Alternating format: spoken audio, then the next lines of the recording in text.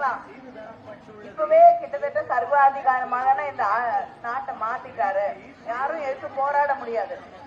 எதிர்கட்சி தலைவர்கள்லாம் சிறையில, ஊடகத்தில் இருக்கக்கூடிய டிவி பேப்பர் இதுல எல்லாம் வேலை செய்யக்கூடியவர்கள் மோடியை கேள்வி கேட்டா அந்த நிறுவனத்துக்கு ரெய்டு.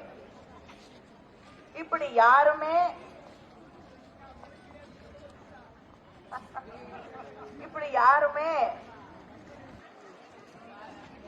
பேசக்கூடாது, யாருக்கும் எந்த உரிமையும் கிடையாது என்று சொல்லக்கூடிய ஒரு ஆட்சி பிஜேபியோடைய ஆட்சி. அது மறுபடியும் வந்தால் யாருக்கும் எந்த நன்மையும் செய்யாது. 100 நாள் வேலையை கூட அது காங்கிரஸ் திமுக ஆட்சி இருந்த பொழுது கொண்டு வரப்பட்டதுங்கிற காரணத்துக்காக நிறுத்தணுங்கிறதுக்காக கொஞ்சம் கொஞ்சமா நிதி ஒதுக்குறத குறைச்சு கொண்டு வந்து இப்ப என்ன பண்ணிருக்காங்கன்னா யாருக்குமே 100 நாள் வேலை கிடையாது. இந்தியா முழுக்க எல்லாருக்கும் 20 நாள் 10 நாள் வேலை கிடைச்சா பெரிய விஷயம். சம்பளம் ஏறுறது இல்லையா? சாதாரண மக்களை இப்படி கஷ்டப்படுத்துற என்னமா என்ன கேட்கல? சரி வந்துரும்.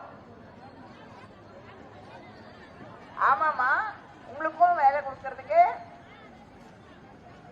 இது உங்களுக்கு மட்டும் இல்ல, எல்லா இடத்துலயுமே இருக்கக்கூடிய 100 நாள் வேலை இப்படிதான்.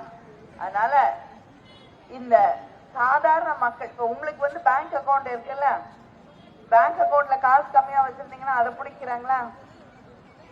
அதே மாதிரிதான் கஷ்டப்படக்கூடியவங்களுக்கு 100 நாள் வேலை கொடுக்கணுங்கிறது அதை கூட நிறுத்துறாங்க.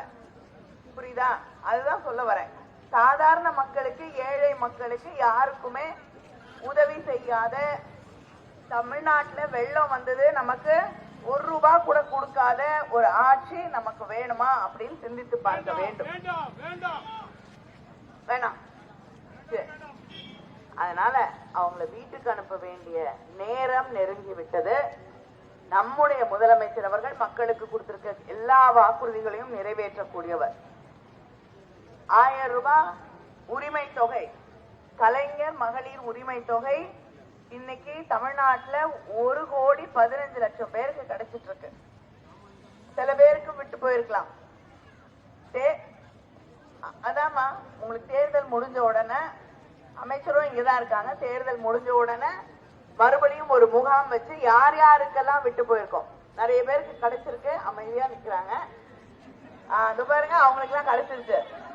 அதனால 4-5 கை மட்டும்தான் மேல வருது. கிடைக்காதவங்களுக்கு நிச்சயமா தேர்தல் முடிஞ்ச உடனே இன்னொரு முகாம் வச்சு நாங்க அந்த 1000 ரூபாய் முதலமைச்சர் கொடுக்க சொல்லியிருக்காங்க. 6000 ரூபாய் வெள்ள நிவாரணம். சரியா? இதையெல்லாம் செய்து கொண்டிருக்கக்கூடிய நம்முடைய முதலமைச்சர், நம்முடைய ஆட்சி, இந்திய கூட்டணி ஆட்சி டெல்லியில வந்தவுடன் மோடி உங்களுக்கு மானியம் கொடுக்குறேன்னு சொல்லி கேஸ் சிலிண்டருக்கு ஆட்சிக்கு வந்தார். 410 ரூபாய் இந்த கேஸ் சிலிண்டர் இன்னைக்கு 1200 ரூபாய். மறுபடியும் நம்ம ஆட்சி வந்ததுன்னா 500 ரூபாய் கேஸ் சிலிண்டர், 500 ரூபாய். அதே போல பெட்ரோல் 75 ரூபாய். சரியா? டீசல் 65. பெட்ரோல் டீசல் விலை குறைஞ்சதுனால எல்லா விலைவாசியும் குறைஞ்சிடும். சரியா? அது ரெண்டும் குறைஞ்சாலே மற்ற விலைவாசி எல்லாம் தானா குறைய ஆரம்பிச்சிடும். இதையெல்லாம் நாங்க செய்யணும்னா நீங்க என்ன பண்ணணும்? ஓட்டுக்கு ஓட்டு போடணும். அதே போல காங்கிரஸ் தேர்தல் அறிக்கையில் என்ன சொல்லியிருக்காங்க? ஏழ்மையில் இருக்கக்கூடிய குடும்பத்துல ஒரு பெண்ணுக்கு 1,00,000 ரூபாய் வழங்கப்படும். ஒரு வருஷத்துக்கு 1,00,000 ரூபாய். சரியா? இதையெல்லாம் நிச்சயமாக நாங்க செய்வோம், உங்களுக்கு தெரியும். அதே போல விவசாய கடன் ரத்து செய்யப்படும், கல்வி கடன் ரத்து செய்யப்படும், வேலை வாய்ப்புகள் மோடி கிட்டத்தட்ட 30 லட்சம் வேலை போடவே இல்லை. நம் ராகுல் காந்தி அவர்கள் தெரிவித்திருக்கிறார்கள், அவங்க ஆட்சிக்கு வந்த உடனே எல்லா காலியா இருக்கிற ஒன்றிய அரசு பணியிடங்களும் நிரப்பப்படும். நம்ம முதலமைச்சர் அத ஒவ்வொரு மாநிலத்திலும் இருக்க காலி பணியிடங்களை அந்தந்த மாநிலத்தை சேர்ந்தவர்களுக்கு கொடுக்க வேண்டும் என்று வலியுறுத்தி இருக்கிறார்கள். வின்பாஸ்ட் கொண்டு வந்திருக்காங்க, மிகப்பெரிய கார் நிறுவனம் நம்ம முதலமைச்சர். அதுல நம்முடைய இளைஞர்களுக்கு, இந்த மாவட்டத்தில் இருக்கக்கூடிய இளைஞர்களுக்கு, இளம் பெண்களுக்கு வேலை வாய்ப்பு கொடுக்கணுங்கிறதையும் தெளிவா சொல்லியிருக்காங்க.